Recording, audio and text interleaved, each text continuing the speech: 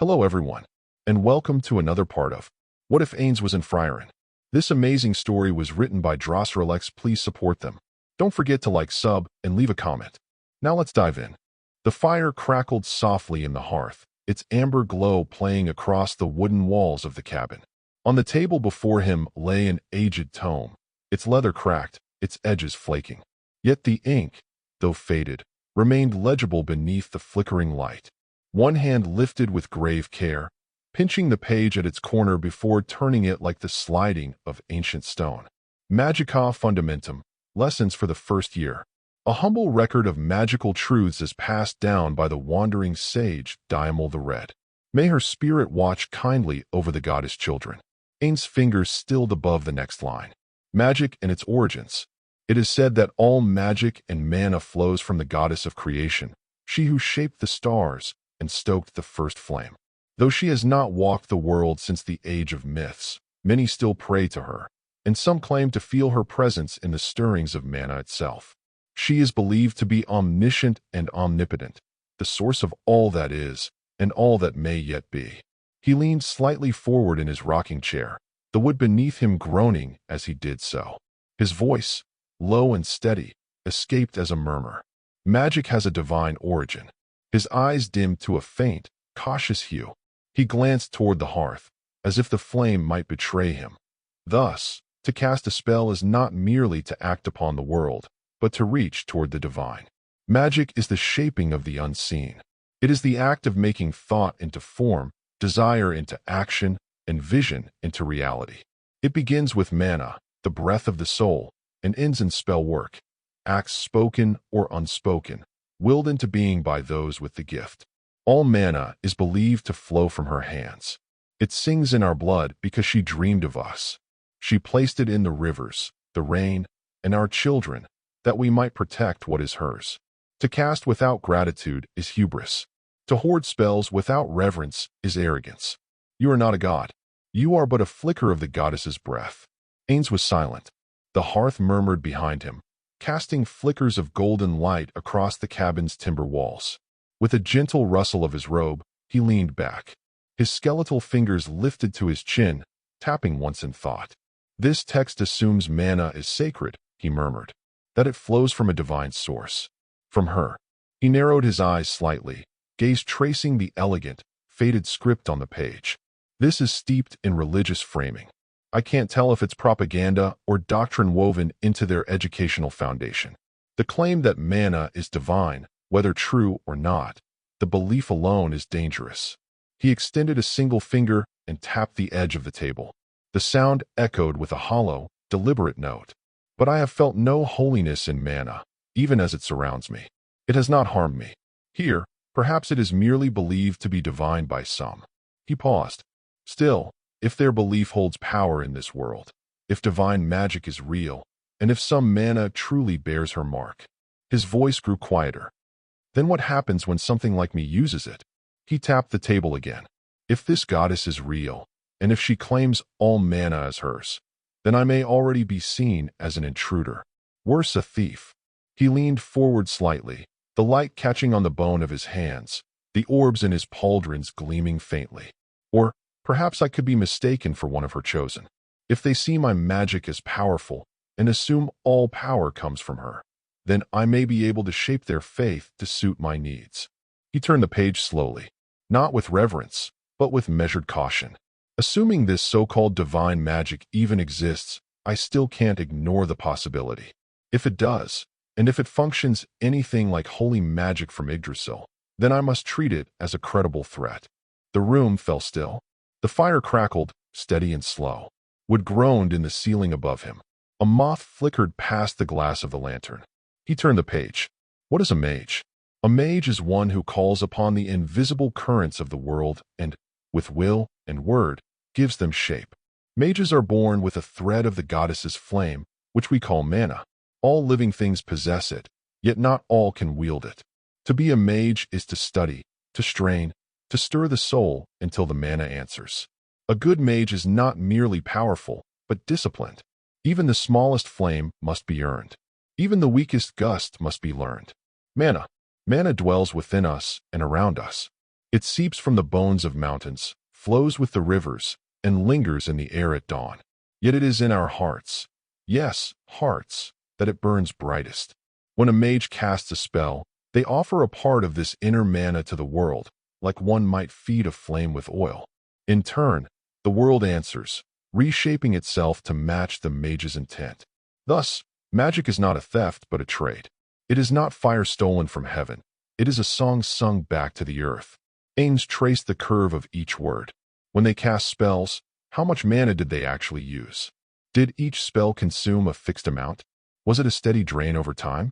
Or did it vary, shaped by intent, by skill, by experience, or intensity?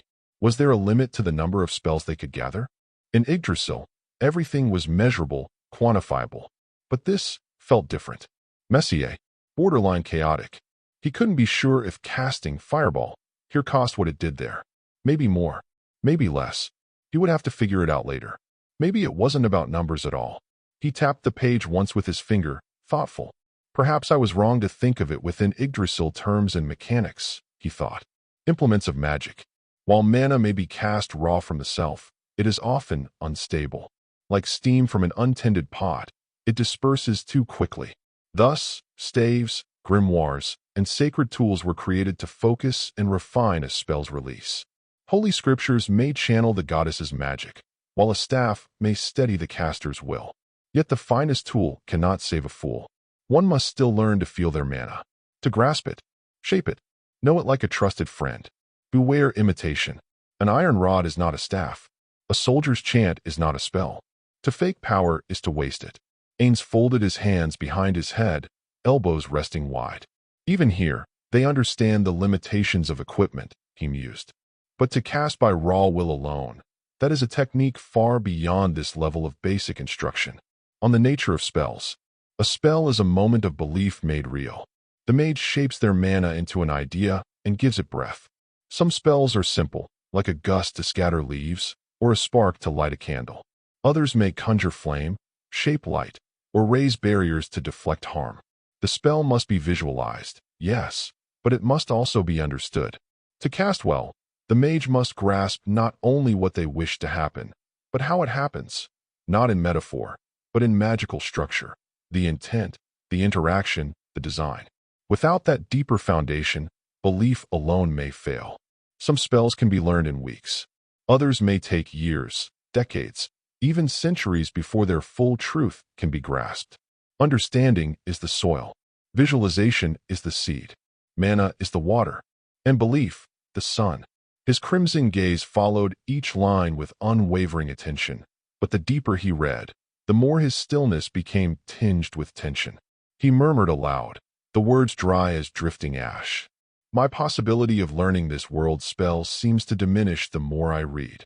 The fire crackled beside him, warm light dancing across his skull. It could take decades, he murmured, his voice low, resonant like distant thunder rolling through a hollow chamber. Perhaps longer, if this information holds true. All I can hope is that this form offers some advantage in comprehending their system. His fingers rested still against the page. The faint glow in his eyes dimmed, then narrowed. There is always dark wisdom. The words were calm, but the tone shifted, colder, clinical. If learning takes centuries, then perhaps harvesting knowledge would be more efficient. A direct extraction, risky, but precise and immediate. The only variable is I do not know how the spell will interact with this world's magic and the target. He paused. The words had left him without emotion, like slipping into an old instinct. Then, with a faint tilt of his skull, he added, voice steady again, almost amused. Though I suppose, if all else fails, I do have the luxury of time now. It is for this reason that some feats remain beyond certain people and races. Flight, for example, is considered impossible for most mages, not because it cannot be imagined, but because the mechanics behind it cannot be properly understood or accepted within their magical framework.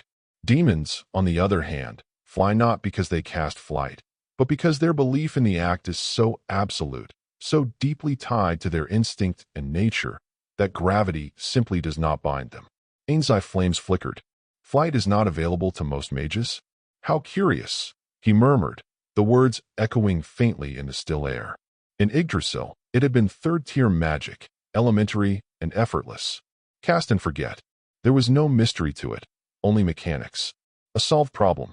But here, he traced a bony finger down the page, rereading the passage. Flight wasn't forbidden.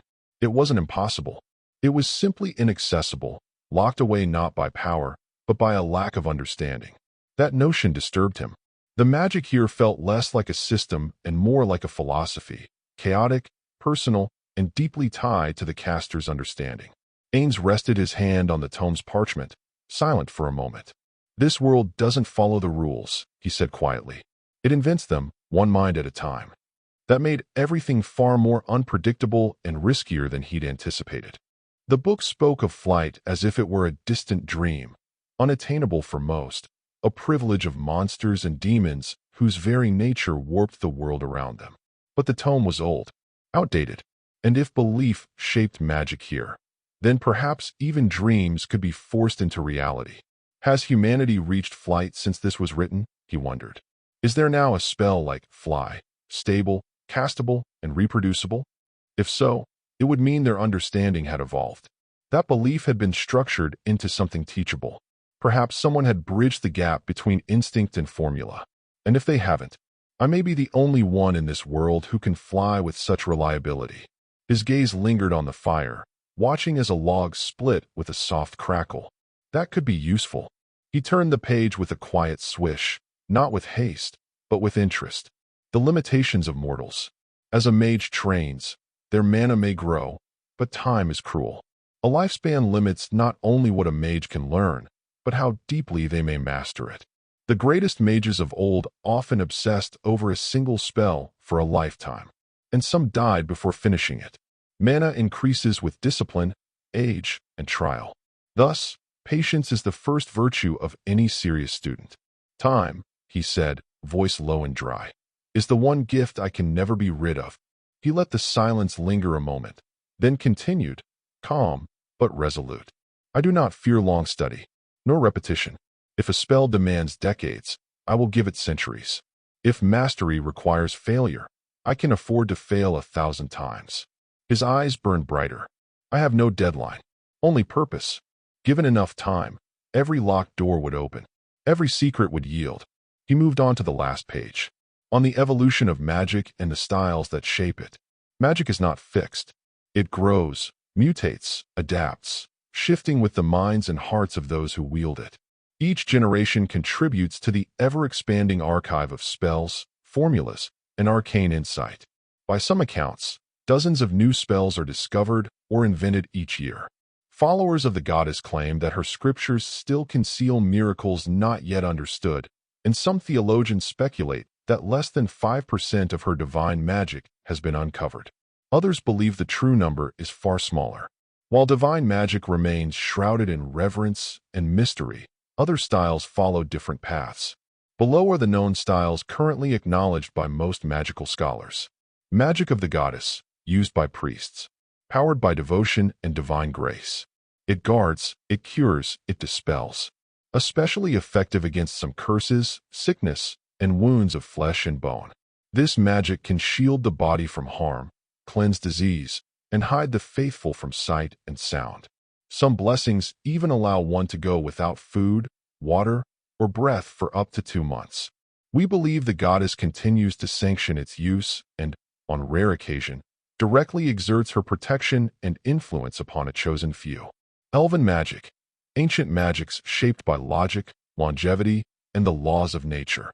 Refined through centuries of study, it prioritizes control, stability, and deep conceptual understanding over raw force. Yet despite its restraint, many of the most powerful and destructive spells ever recorded trace their origins to elven or demon design, proof that even the oldest minds are capable of unimaginable force when provoked. Demon magic, instinctual, specialized, and immensely potent, created by non-human minds, often illogical or incomprehensible to human scholars, highly individual, and sometimes dangerously self-referential. Curse magic, wielded by monsters, not yet understood well. Human magic, the most widely practiced style, adaptable, fast-growing, emotion-driven, and often unstructured. It is highly destructive when wielded in battle, yet remarkably creative in peaceful application. Human mages have bent magic toward both the grand and the trivial, conjuring storms or fire, yet also devising spells to clean cloth, remove rust, or warm water for tea. Born of necessity and imagination, human magic evolves rapidly, often in unpredictable directions. Folk magic, regional, ritualistic, and symbolic. Rooted in myth, superstition, and ancestral memory. Sometimes dismissed as primitive, yet occasionally capable of feats modern mages cannot explain. Ainz's fingers lingered on the page as he reread the section titled Magic of the Goddess. The wording, divine grace, curses repelled, flesh restored, struck a familiar chord. Holy magic. This aligns closely enough with Yggdrasil's mechanics, he thought, eyes narrowing slightly. That was a problem. It meant he would have to treat wielders of this magic with extreme caution until he could properly assess their capabilities. If this world possessed equivalents to spells like Holy Smite, it would be problematic. If their casters could be buffed by their goddess to the point of enhancing their attacks enough to bypass his resistances, it might warrant engaging them through proxies. Expendable summons deployed not only to tank the damage, but to observe and gather vital combat data he could later use to construct a proper counter-strategy. What if they can summon this world's equivalent of high-level angels? He pondered. Not just something like Dominion Authority or Principality Observation. He could handle those with ease. His concern was with the equivalent of a Seraph Empyrean. In Yggdrasil, the Seraph Empyrean was one of the most, if not the most, powerful angel available for summoning. It was a being of pure holy energy, an anti-undead entity by nature. Light-wielding executioners with flight, wide-range area attacks, battlefield control, and resistance-piercing strikes. Not to mention an infuriating knack for resisting some of his favorite spells. If this world had anything even remotely comparable, he would need to prepare countermeasures. His undead nature could become a glaring liability. A few low-level miracles were one thing.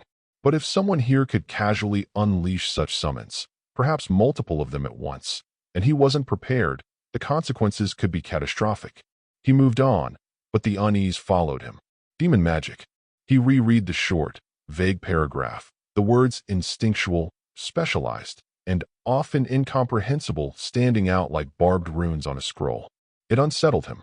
That kind of language reminded him of spells like reality slash, dimensional lock, greater teleportation, or time stop. Dangerous abilities that could ignore distance, barriers, or even time itself. He had countermeasures for each of those in Yggdrasil.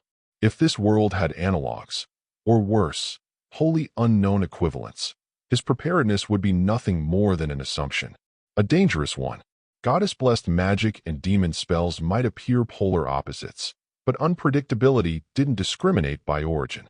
He exhaled a slow, pointless breath and tapped a finger against the tome's margin. I need better sources. Less scripture, more structure. A city library, a magical university, anywhere with less pious filtering of facts. He caught the thought as it passed. I'm making too many assumptions. Assumptions lead to mistakes. Mistakes get me killed. And then something else caught in his mind. Elven magic. Elves exist in this world. Ainz's gaze drifted from the book, his glowing eyes dimming with a sudden, quiet intensity. His thoughts slipped away from strategy and into memory, Mare, and Aura, the elven NPCs created by Bukabukagama. He would need to figure out a way to contact the elves. They might accept my appearance better than humans, he mused. They live long lives. Maybe they've seen cursed beings. Maybe. But the optimism faltered. Or perhaps they'll see right through it. Elves deal in ancient magic. Long memories. If anyone could sense a lie, it would be them. Ainz shifted slightly in the rocking chair, skeletal hands folded beneath his robe sleeves. No, I'd be lying if I said this was only about reconnaissance. His thoughts paused. I want to see them. A real elf. Not for strategy, but for the memory it stirs. His composure returned as he glanced back at the book. Still, he thought, the collector in him now fully awake. If they're anything like the text suggests, their cities must contain libraries of unmatched depth. Tomes on ancient history, lost magical systems, artifacts. A faint glint stirred in the red glow of his eye sockets. And if they have magic items from a time even humans forgot, I want them. He closed the tome gently, the scent of aged leather and dried herbs rising faintly from its spine. I'll start by asking Wenzel. The fire had grown smaller. Its flames, once tall and golden, had settled into a low, flickering glow, casting long, wavering shadows across the cabin walls. The tome lay open beneath Ainz's fingers. He studied it in silence, the ink worn, the teachings bluntly religious, rudimentary, strange, but persistent. With a slow, steady motion, he closed the book. The cover fell shut like the lid of a sarcophagus. He leaned back in the chair and exhaled, a hollow breath through lungs he no longer had.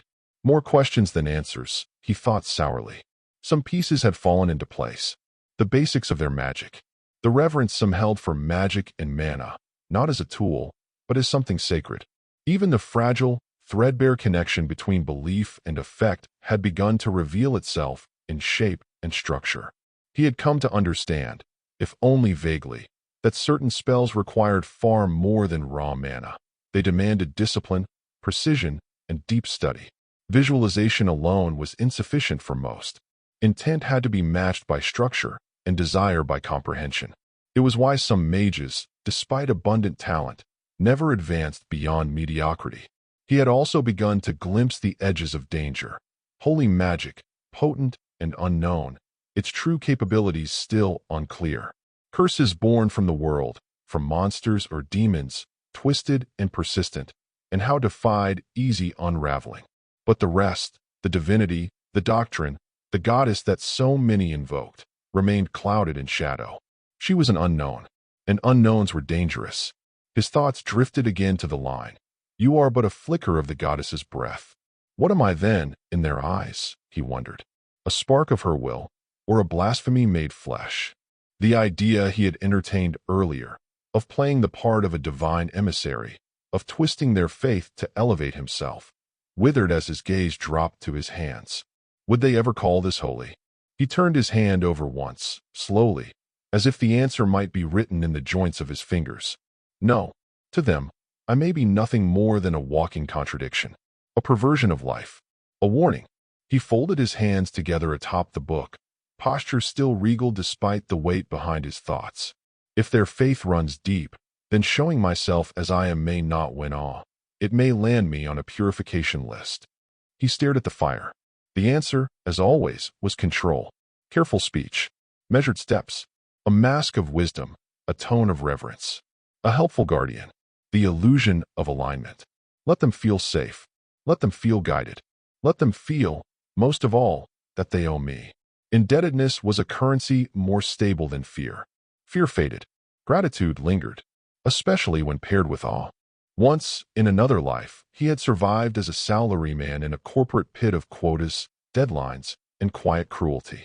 He had not been powerful then, but he had been observant. His career had taught him one universal truth. Favors, once granted, were rarely forgotten. Debts, when unspoken, carried more weight than contracts. Gratitude was leverage. Guilt could bind. He had learned the rhythm of silence, the psychology of agreement, the edge hidden in a lowered voice or a well-timed offer. Haggling, closing deals, bluffing, conceding just enough to draw someone in. It was all the same here. Only the stakes were no longer commission bonuses or job security. They were lives, loyalties, power, a well-placed cure, a subtle defense, a word at the right moment. These were not just kindnesses, they were investments. He would become what they needed. And in doing so, they would give him everything he wanted, freely, gratefully. He was quiet for a moment. Flame light reflected dimly in the smooth curve of his skull. Craftful manipulation, he thought, the words tasting bitter even in silence. There might not be a smooth path forward for me without it. He had already donned a role, but this felt heavier, less like a performance, more like a burden. He regretted the necessity of it, the half-truths, the possibility of kindness being mistaken for theater. Still, perhaps once the story is set, once they see what I do, the mask won't be needed. If I guide them, protect them, eventually, they might stop asking what I am, and begin asking who. He folded his hands again, not as a monarch, but as a man trying to navigate a world not made for him. He pulled shadows of the gross, Things whispered beyond the bramble from the stack and set it before him. It was the one he had intended to read next. Mysterious, yes, but likely historical. A regional record, by the look of it. The sort of tome that might catalog forgotten ruins, minor magical phenomena, village legends twisted from truth, or sightings of creatures mistaken for myth. Information he could chart, align, and measure. The kind of knowledge he could place on a map and use. His hands rested on either side of the cover, but he didn't open it. For several seconds, he simply stared at the book as though waiting for his intent to return, as though sheer logic would pull his fingers forward. It didn't. Something else was tugging at his attention. His gaze drifted, subtly, almost involuntarily, to the edge of the table, where another tome lay half-shadowed in the firelight. Of ill winds and hollow eyes, a record of village plagues. It hadn't been next in line, but it sat there, unmistakably present, its warped spine bowed outward as though exhaling something long held in. Ainz frowned. He pushed shadows of the gross aside. Without a word, his hand reached out and pulled the plague tome before him. Its leather cover was worn but intact, the corners only slightly scuffed. The pages had yellowed with age, but remained crisp, less handled than the frayed tomes he'd examined earlier. The air around it carried an odd scent, pressed flowers and aged rot, like lavender left too long in a sick room. He hesitated. There was nothing magical in the object itself, and yet it unsettled him. Not violently, not even urgently, just enough to feel as if the book had expected to be chosen. And it had. Many of the diseases bore long, elaborate names, flowery, almost poetic in tone. Mist lung, the sighing veil, sleeper's grasp. Names that cloaked suffering in metaphor, as though to soften what they described. And yet, beneath the language, Ainz recognized patterns. Most ailments mirrored diseases he had known in life. Fevers, rot, wasting sicknesses, parasites that ruined breath and bone. Each was recorded with care, symptoms listed, duration noted, stages broken down with strange familiarity. The text spoke often of treatments, some purely herbal, others alchemical or anatomical. Folk remedies nestled beside proper techniques. Medicinal salves shared space with healing magic, and even the occasional prayer. Some of it was primitive by his world standards, but thorough. Still, none of it was what he sought. Ainz leaned forward slightly, careful in his movement. His skeletal fingers turned the parchment with silent precision, gliding past sections on coughs, blisters, internal bleeding, and seasonal death rates. And then, 2/3 through the book, he found it. The tone shifted. The titles grew colder. The writing more sparse. Curses. At last, he adjusted his posture, spine straightening. What came next would not be anatomy, but affliction. Not biology, but malice, designed. He moved through the early curses quickly, not dismissively, but with a clinician's detachment, cataloging patterns, noting symptoms, building a mental framework. This knowledge, though rudimentary, would be vital. It would allow him to better understand how curses manifested in this world, how they spread, how they lingered, how they resisted intervention, and perhaps, more importantly, how his own magic might be adapted to counteract them. If he could undo what others feared, he could earn goodwill, no, reputation. Influence bought not only with power, but with answers. Glimmerwake curse, where dreams burn too brightly. Ainz scanned the passage. It described a condition afflicting mages and children alike, those born with unstable mana. They would awaken with radiant eyes and glowing veins, and each spell cast frayed their bodies further. Many went mad. Others burned out mid-incantation, reduced to glowing ash. A tragic, rare, volatile affliction, but not what he sought. Blind and rough, the call of blindness. This affliction came not from within, but from without. It was a curse born from the blood of certain magic beasts that wandered ancient ruins. One bite, one scratch, even a graze from a fong was enough. The curse did not act immediately. Vision faded slowly, as if the world were being veiled in dust. Brightness dimmed, edges blurred. By the 7th day, nothing remained but lightless shadow. The strangest symptom, the eyes themselves remained unclouded. Heal spells restored tissue, but not sight. Magic that repaired vision failed. It was as if something else was watching through their eyes, feeding on what they could no longer see. Shreen's screaming, or Ainz blinked. This one was unusual. It afflicted miners, blacksmiths, and craftsmen who worked too long with magically active metals. Described as an echoing sickness, it began when the enchanted or embedded its frequency into the body's mana. At first, it caused vertigo, then insomnia. Eventually, the victim heard the metals speak, groaning, whispering, screaming in their sleep. And finally, even while awake, the body rejected the infection like poison. Fingertips blackened, teeth shattered, bones cracked along unseen lines. Some burst into violent spasms near large concentrations of mana. Magical suppression helped. So did isolation from enchanted materials. But most who progressed past the hearing phase never fully recovered. Inner's Schweigen, the silence within. He frowned slightly as he read. This one crept slowly, a quiet unraveling of thought and speech. Victims first lost their voice, then their desires. Memories dulled, emotions flattened. Over weeks or months, they ceased initiating action altogether. They remained alive, breathing, awake, but they no longer spoke, no longer planned, no longer resisted. Most reverted to a childlike state, requiring feeding, supervision, gentle guidance to perform even simple tasks. Their minds did not vanish entirely, but dimmed, as if the self had been folded inward and left flickering in a room with no doors. They were still there, but as shadows of themselves. Ainz turned the page. Fletcher still, the curse of stillness. The next ailment was spiritual in nature, a passive curse thought to be tied to unmarked graves or desecrated land. Those afflicted found themselves unable to move in moonlight, paralyzed during nightfall, as if their very presence was being erased by the sky. Temporary, but terrifying. He filed it away in thought and moved on. Fogged heart. This one struck with sorrow, a malaise of the soul. It affected the will to live.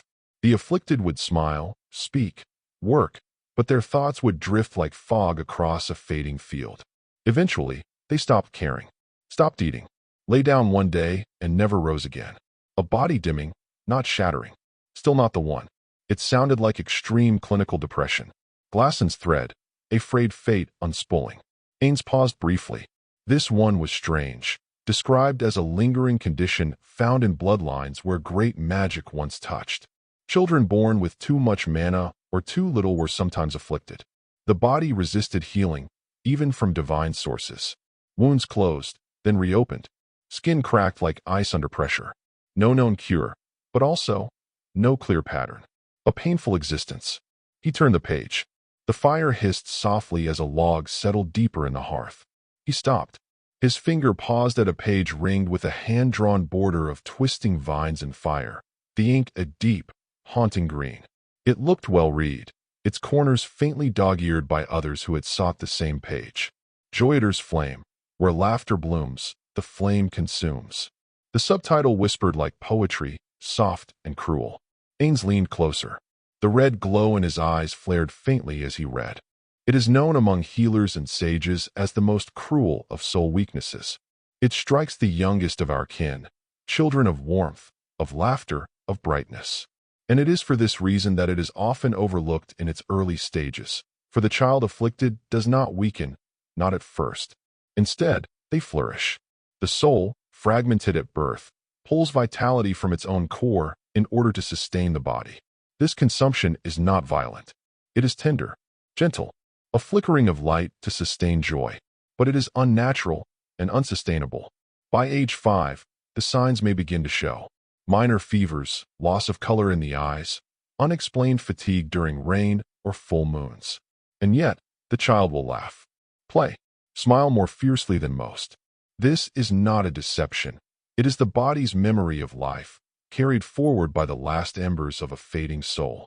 A gold-inked diagram followed, an outline of a small child surrounded by softly radiating runes labeled Freude, joy, Leben, life, and Verfall, decay. The illness is slow in its cruelty. Some survive into their 9th year. Few reach 10.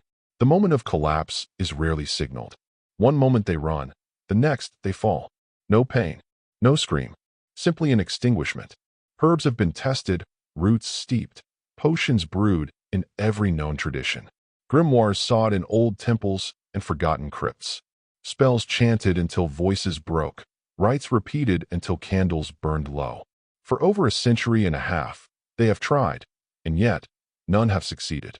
Even the goddess's magic, known to knit flesh and calm the heart, cannot halt the unraveling. The body may be soothed, but the fraying soul continues to thin, pulled toward some unseen horizon. It is said to be impossible to repair what has burned so quietly for so long. One cannot rebuild a soul once fate has chosen its thread. A rare case is recorded in the margins of the Southern Sanctum's archive, a boy pulled back from the brink through divine intervention. For priests of the goddess spent a full day in ritual. He breathed, but he did not speak. His eyes did not move. His limbs did not stir. They say his mind was gone, that the soul had left before the prayer reached it. Only a husk remained, gentle, still, and forever silent. This, the scribes wrote, was the final lesson of the Joiter's flame. Even miracles have limits. A soul, once broken, may not return. Our scripture is clear. The soul is the domain of the goddess, and when one passes from the world, she gathers them, guides them to paradise with hands both gentle and eternal. But with this illness, they say she begins holding the soul from the moment of birth, that she grieves as it frays, that she soothes what cannot be saved.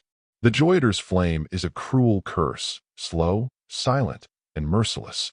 And yet, even in its cruelty, the goddess does not forsake them. It is said that she gathers the soul, even in its shattered state, and carries it gently to paradise. Not a theft, but a quiet claiming. A return to the divine, piece by piece. No magic, no ritual, no desperate plea has ever wrestled a soul back from fate once her hands have closed around it. Ainz slowly closed the tome. He did not move. The light in his eyes dimmed to a faint ember.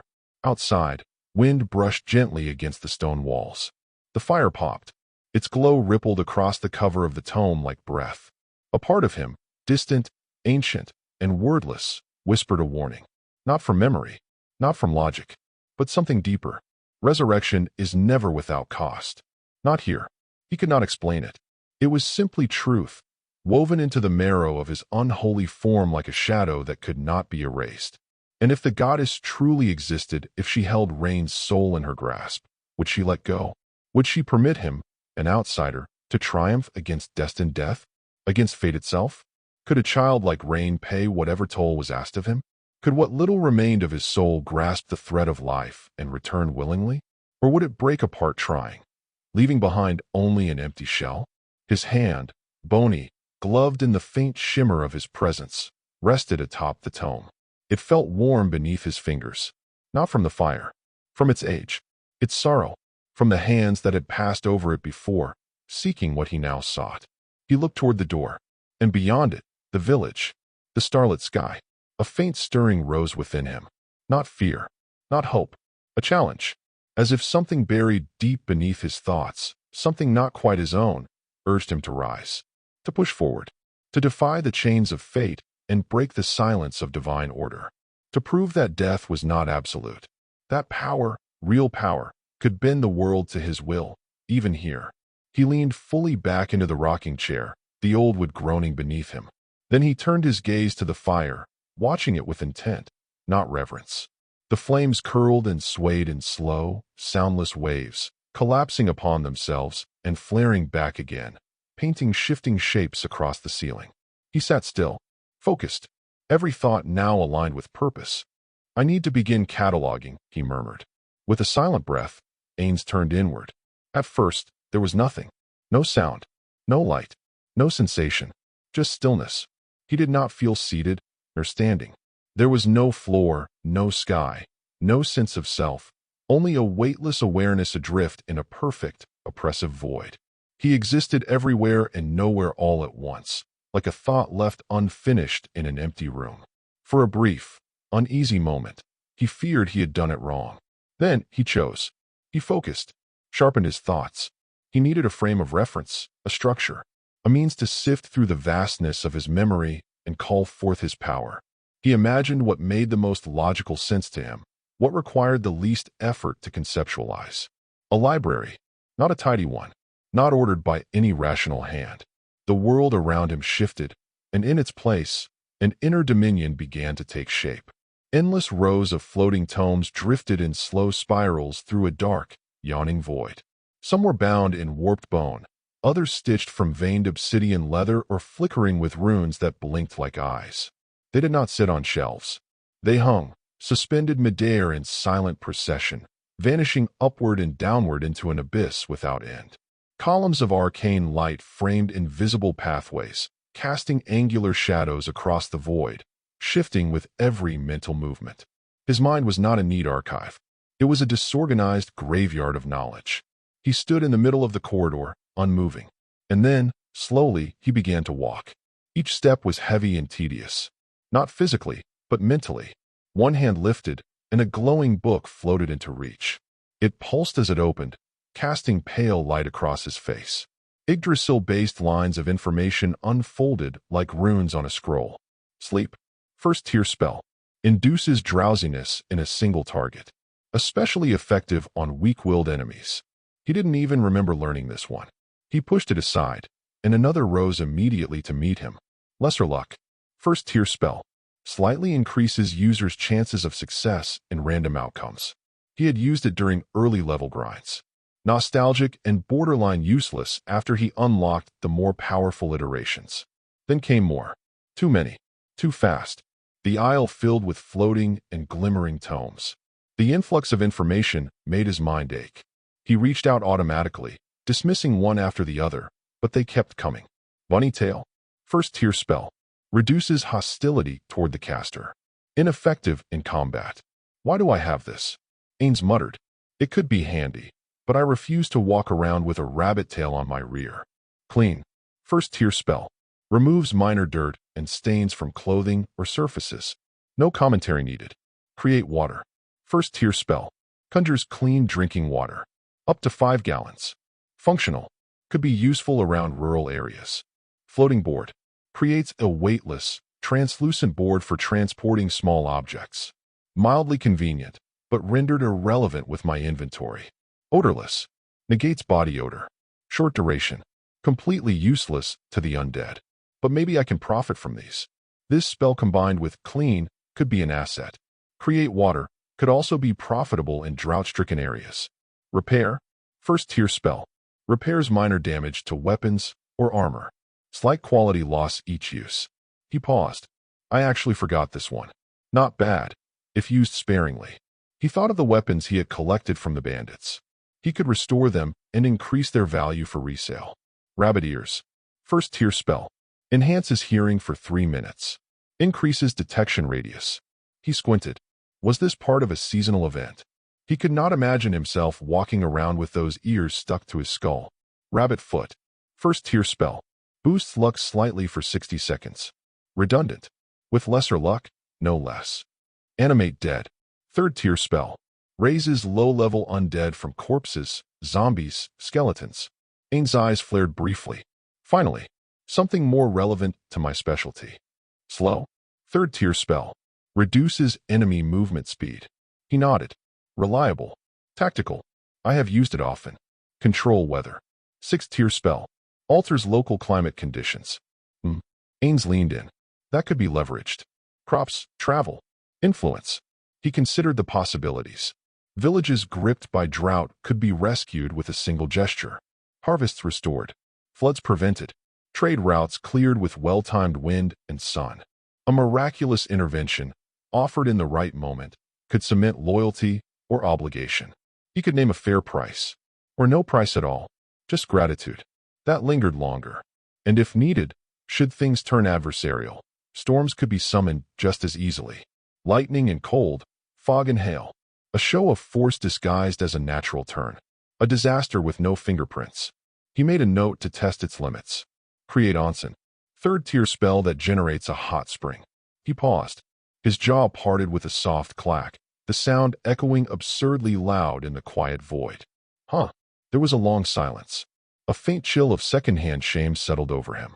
He had never once cast this spell, hadn't even remembered owning it.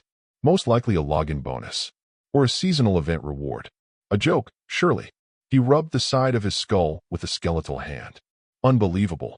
Still, he tilted his head. The spell did conjure a fully functional hot spring, didn't it? Water. Heat. Minerals. Potentially clean, relaxing. If not useful in combat or exploration, perhaps. A trading asset. An exotic luxury. Something rare in colder regions. Bartered for information. For materials. Even goodwill. Villagers might flock to it. Merchants might pay for it. Diplomats might remember it. He exhaled. A long, dramatic sigh. I knew my hoarding would come back to bite me. He muttered, shoulders sagging slightly. I am the proud master of a library of death, and apparently, a public bathhouse. He had barely scratched the surface. A few useful spells so far, yes, but buried in a mountain of clutter.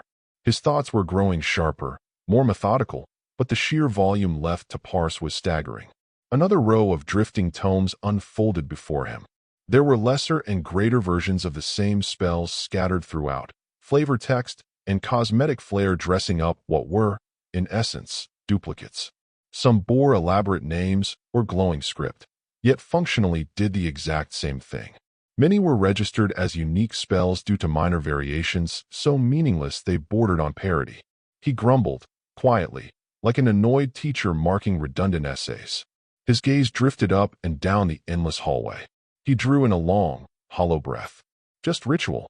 Just preparation. He would be here a while. Possibly all the way to sunrise. And he still had his inventory to sift through at some point too. The faint twitch of a bony finger betrayed his mood. And as he turned back to the unfiltered depths of his own mind, a single, honest truth echoed in perfect silence. This wasn't an arsenal. It was a hoarder's vault. A vault with no locks, and every drawer wide open. This is the last part at least until more chapters are out. I hope you enjoyed. Remember to support the writer. Like, sub, and share the video for more awesome stories. See you in the next video.